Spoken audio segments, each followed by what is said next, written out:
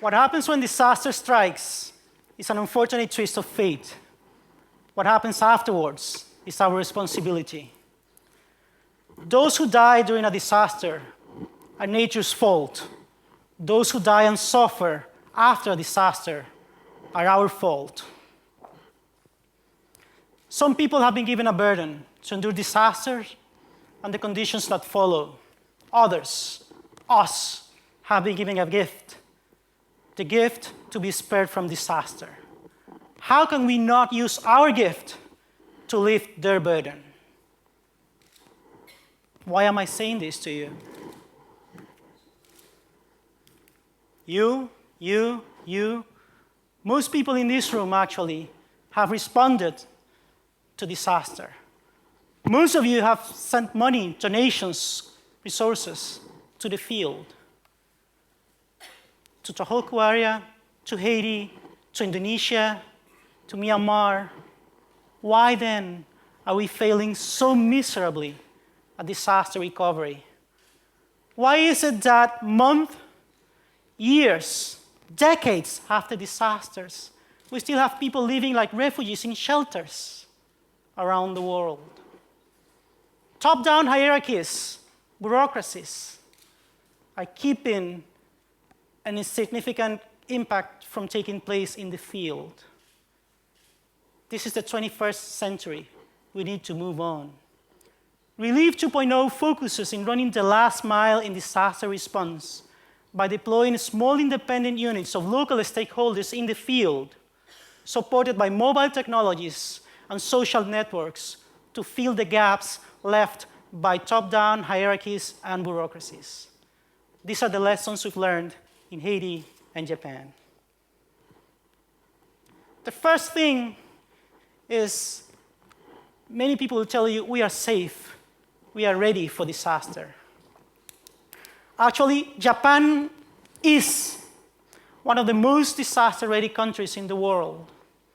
But for all tsunami drills, all of our earthquake regulations in construction, all our sea barriers, sea walls, we were not ready for a 38-meter high wave and for a 9.0 earthquake. Disaster can happen anywhere, anytime, to anyone. And not only that, we thought we were ready for disaster. But amazingly, we were not ready for disaster response.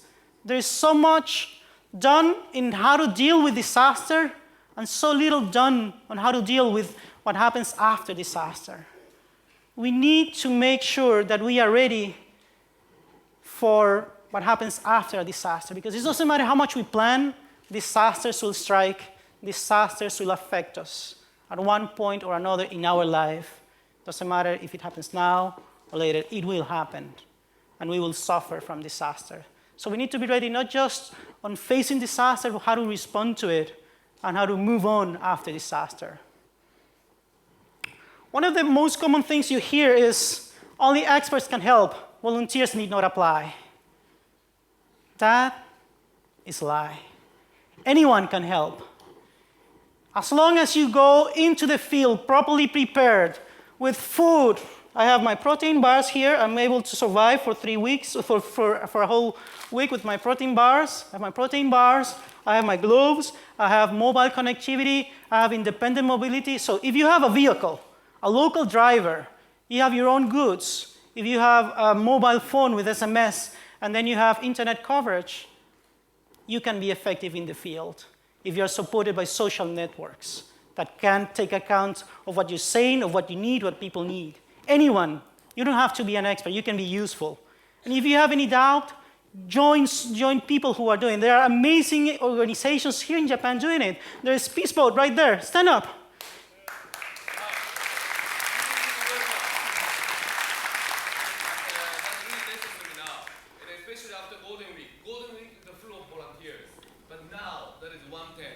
Yes. So really, non-expert is completely welcome.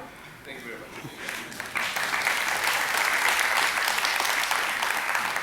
During Golden Week, these people drove over 1,000 people to Shinomaki and the Miyagi prefecture. I was there.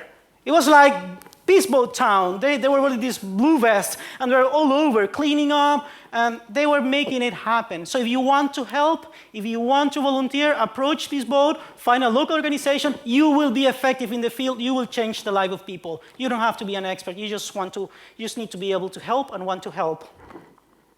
So the other lie I hear a lot is food, clothes are not needed. Come on, these people lost their homes, they lost everything.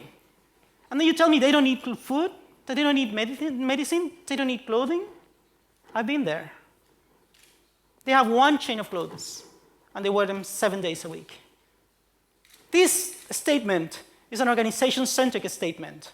Just because your organization cannot handle the logistics of distributing medicines or distributing food or clothing, do not tell the people that they don't need it. If you have clothing to donate, if you have food to send, find a local organization and send it to them, because people there need it. They do need it. Oops, I went back. Another thing I hear a lot, we have all we need. Just send money. Is there any person in this room who thinks that money is everything? People need a lot more than money. People need people. People need actions. People need to feel other people caring for them. There's so much more that we need than money. And there's so much that's needed in the shelters, in the disaster area. Often you go to them and they will tell you, we have everything we need. And then they need so much more. You engage them in a conversation and you find out that they have no underwear.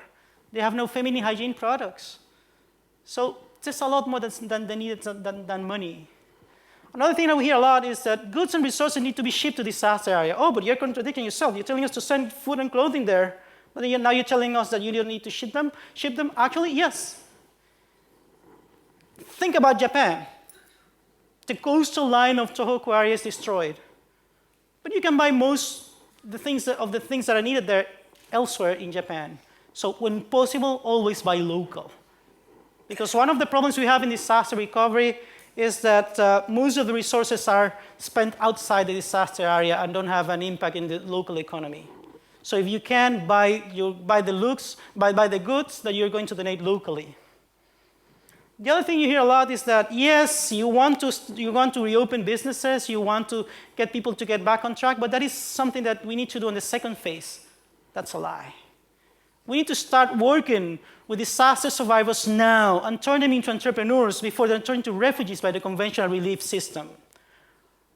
Do we want these people to stay in a shelter for 3 months, 6 months, doing nothing? Until we are ready to tell them, okay, let's work on a plan for recovery. It needs to start right away. Disaster recovery starts when disaster happens, not later. The main thing I tell people is disasters create survivors, not refugees. It's a conventional relief system that creates refugees. Disaster survivors are not helpless refugees that need to be taken care of. 10 weeks ago, who were these people in the shelters? They used to run businesses. They used to be teachers. They used to be college professors. They used to be scientists. They used to be cooks. They used to be chefs. They used to be store clerks.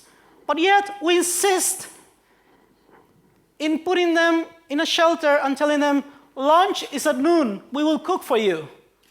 You have students going to the disaster area to volunteer to cook and tell them, you stand in line at lunch at noon and we'll give you lunch. Why? They're housewives.